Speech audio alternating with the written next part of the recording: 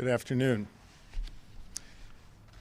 Last night at approximately 2 o'clock in the morning, while my family and I were asleep upstairs here at the governor's residence, one of the state troopers assigned to our detail banged on our door, woke us up and told us we had an emergency and needed to leave immediately.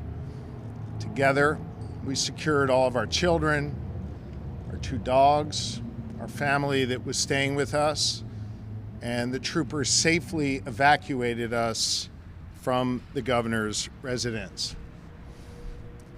Last night, we experienced an attack not just on our family, but on the entire Commonwealth of Pennsylvania here at the governor's residence.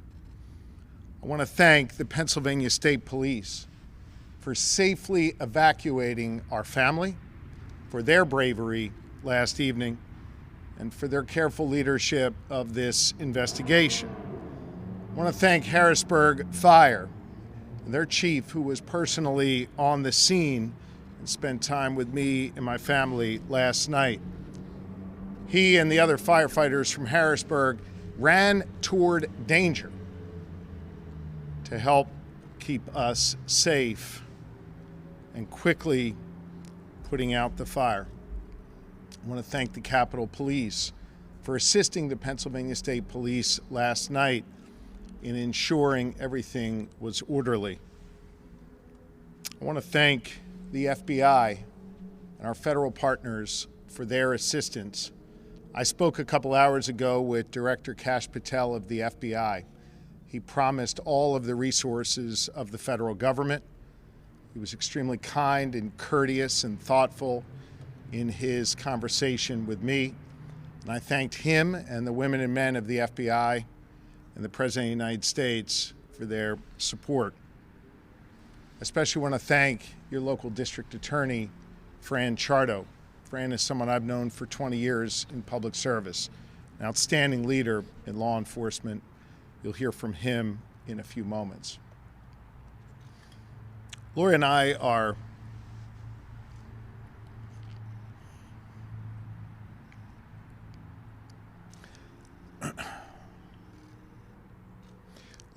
are overwhelmed by the prayers and the messages of support that we've received from all across Pennsylvania and all across the United States. We've heard from our fellow governors and first spouses. We've heard from several of the former governors of Pennsylvania. We've heard from so many friends and loved ones. And we've heard from so many caring citizens of this great Commonwealth. I want you all to know that your prayers lift us up. And in this moment of darkness, we are choosing to see light. And we appreciate the light that you have shined upon us. Pennsylvania State Police, led by Colonel Christopher Paris, will brief on the specifics of what transpired. But we do know that this attack was targeted.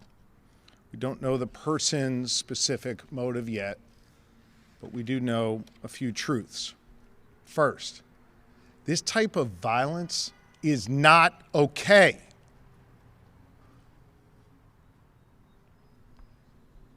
This kind of violence is becoming far too common in our society.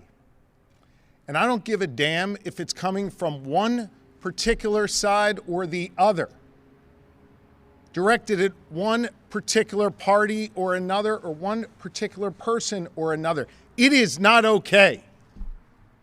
And it has to stop. We have to be better than this.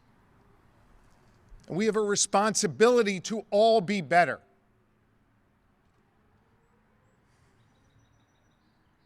Second,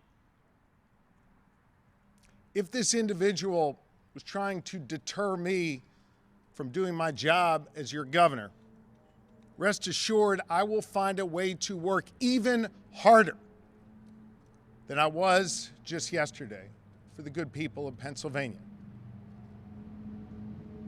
Here's a third truth. If he was trying to terrorize our family, our friends, the Jewish community who joined us for a Passover Seder in that room last night. Hear me on this. We celebrated our faith last night proudly, and in a few hours we will celebrate our second Seder of Passover again proudly. No one will deter me or my family or any Pennsylvanian from celebrating their faith openly and proudly.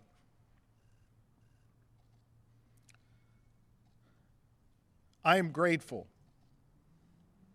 to the good people of Pennsylvania for giving me the honor to serve as their 48th governor.